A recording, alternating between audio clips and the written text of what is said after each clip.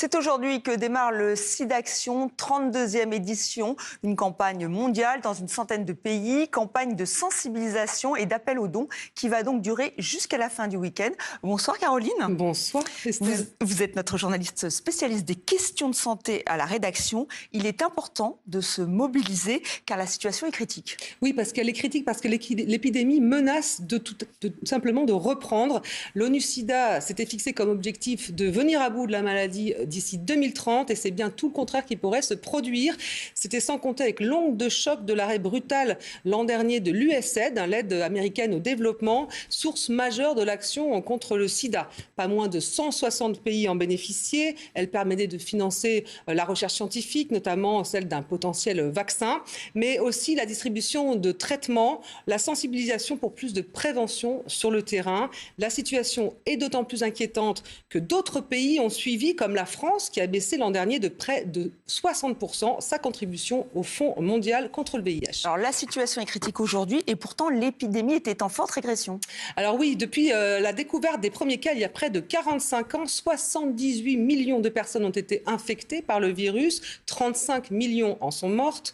Mais depuis le pic de 2004, les décès liés au sida ont été réduits de 70% et depuis 2010, encore de plus de la moitié. Aujourd'hui, près de 41 millions de personnes vivent avec le sida, environ 630 000 décèdent tous les ans et avec l'arrêt des financements, on craint près de 4 millions de décès supplémentaires d'ici 4 ans. On sera loin du compte alors qu'on y était presque. On écoute la directrice d'ONU-SIDA. C'est le moment de choisir. Nous pouvons laisser ces chocs anéantir des décennies de progrès durement acquis, ou nous pouvons nous unir autour de la vision commune d'éradiquer le sida. Des millions de vies dépendent des choix que nous faisons maintenant. Et il y a effectivement une réelle résilience sur le terrain. Les gouvernements prennent leur destin en main. 25 pays à faible ou moyen revenu sur 60 étudiés par l'ONU-SIDA ont réussi à compenser en partie le manque à gagner. Bon, ce qui est déjà une bonne nouvelle. Alors Caroline, on va rappeler le titre de cette campagne de SIDAction, l'amour est en danger. Oui, alors l'amour sur le fil qui risque de rompre avec ce virus qui a tendance à être banalisé et autour duquel circulent de nombreuses idées reçues. Alors non, on ne guérit pas du VIH, bien qu'on vive avec maintenant très bien, mais encore faut-il avoir accès aux soins. Non, il n'existe pas encore de vaccin préventif contre le sida.